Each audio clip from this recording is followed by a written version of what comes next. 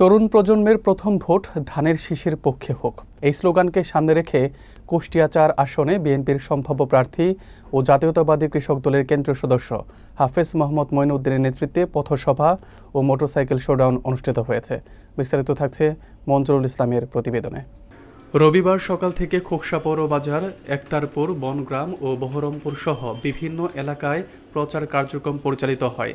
বিএনপির কেন্দ্র ঘোষিত রাষ্ট্র মেরামতে ৩১ দফা কর্মসূচির অংশ হিসেবে এই প্রচারণায় সাধারণ মানুষের মাঝে লিফলেট বিতরণ করা হয়। পথসভায় হাফেজ মোহাম্মদ মঈনউদ্দিন বলেন, আমার প্রিয় খোকসা কুমারখালীর জনগণ, আপনাদের দোয়া ও সমর্থন নিয়ে আমি আগামীর পথে এগিয়ে যেতে চাই।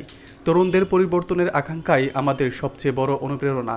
অনুষ্ঠানে আরও উপস্থিত ছিলেন খোকসা উপজেলা ছাত্রদলের আহ্বায়ক জাকির হোসেন জাকি, বিএনপি ও অঙ্গ সংগঠনের সহস্রাধিক নেতাকর্মী। শোডাউন ও পথসভা ঘিরে এলাকা জুড়ে বিরাজ করে উৎসবমুখর পরিবেশ।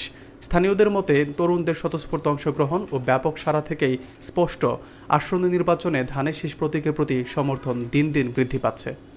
সাধারণ মানুষের কাছে আমি আমাদের রাষ্ট্রনায়ক, আগামী দিনের রাষ্ট্রনায়ক দেশনায়ক জনাব তারেক রহমানের পক্ষ থেকে সালাম দিতে এসেছি এবং আমাদের দেশনেত্রী বেগম খালেদা জিয়ার পক্ষ থেকে সালাম দিতে এসেছি এবং বাংলাদেশ জাতীয়তাবাদী কৃষক দলের পক্ষ থেকে আমি এই আপামর সাধারণ জনগণের মাঝে তারেক রহমানের একটি মেসেজ দিতে এসেছি। যেহেতু আমি কৃষক দল করি, কৃষকদের নিয়ে কাজ করতে চাই, আপনারা আমার দলের যে ভারপ্রাপ্ত চেয়ারম্যান জনাব তারেক রহমানের জন্য দোয়া করবেন।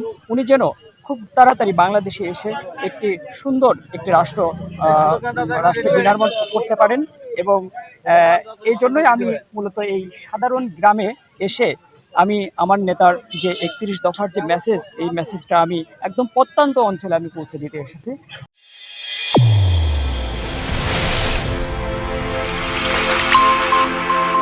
চ্যানেল A1 হৃদয়ের স্পন্দন।